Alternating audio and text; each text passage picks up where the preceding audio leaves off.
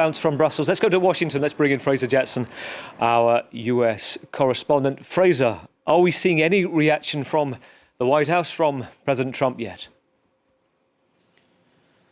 So far, it's all quiet on the Western Front, really. But really, the thing that we're looking for is not really Donald Trump's reaction, but rather Elon Musk's reaction. He has been the person that's been pushing the AfD as the alternative for Deutschland to be the outright winners in this election. Now, Elon Musk's love affair with the AfD started relatively recently. It was only about 10 months ago that he started tweeting with this influencer, effectively, called Naomi Seibt. She is, she was very young when she started, but she's now been in this game for about 5 years or so. She's in her early 20s, but she is self-described as the anti-Greta Thunberg. That's what she's been coined as. And Elon Musk said outright that before he started tweeting her, he didn't know the AfD from a hole in the ground. Well, that is now a vastly different picture to what we're seeing. He has been tweeting about the AfD non-stop for the last couple of months. He has appeared on screen at one of their conferences. He said that the AfD is the future for Germany. And even if you go into his Twitter profile at the moment, his pinned tweet at the top of his profile, which is seen by over 200 million people, is a bunch of German flags with the letters AfD in the middle of them. So we are so far have not heard from Elon Musk.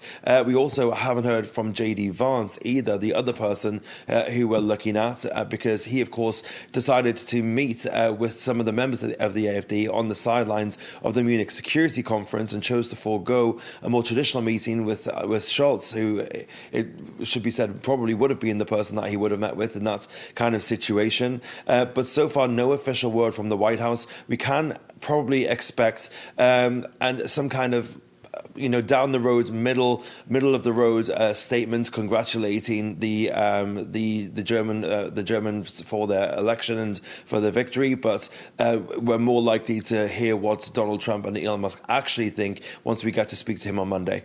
Very interesting as well, Fraser, because if you just rewind a few years, go back to 2016, go back to Barack Obama's farewell tour of Europe. Where did he go? He went to Germany. He met with Angela Merkel. He called her his closest international partner. And oh, how times have changed. We have Emmanuel Macron. He's going to be the first European leader to see him on Monday, followed by Keir Starmer. How do you see Friedrich Merz factoring here? Has he met any of the White House team that you know of?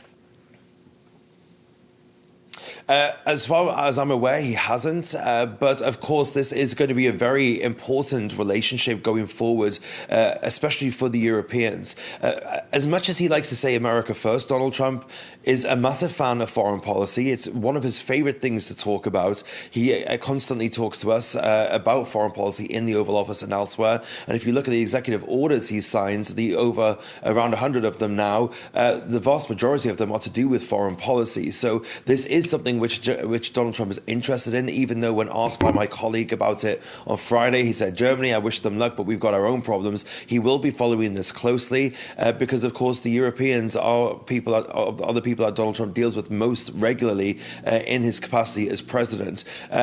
He will likely try to have some kind of a closer relationship, or the Germans will rather try to have a closer relationship than he had with Angela Merkel during his first term. If you remember, Angela Merkel had such a close relationship with Barack Obama, but then when she came to the White House, there was that kind of infamous moment where they were Trump and Merkel were sat by the fire in the Oval Office, and he gave her the kind of cold shoulder, and she said, Donald, I think they want us to shake hands, and he basically seemed to pretend not to hear her, and instead they just posed for the cameras.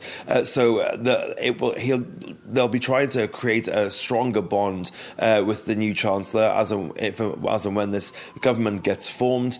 But at the moment, of course, the pressing issue for the Europeans is Ukraine, and in the stead of the Germans having a leader who will be ready to step into the breach immediately, that is why the French and the Brits are coming and are trying to take up some of the slack. We know that the French especially are sort of leading the charge on the European side. They've rallied all of the European leaders in Paris last week multiple times, and now the findings of that meeting are basically going to be presented to Donald Trump, I'm told, with Macron trying to persuade Trump that the security situation in Ukraine is in Europe's interest, but it's also in American interest. Fraser, good to talk to you. Fraser Jackson, our correspondent in Washington. Let's go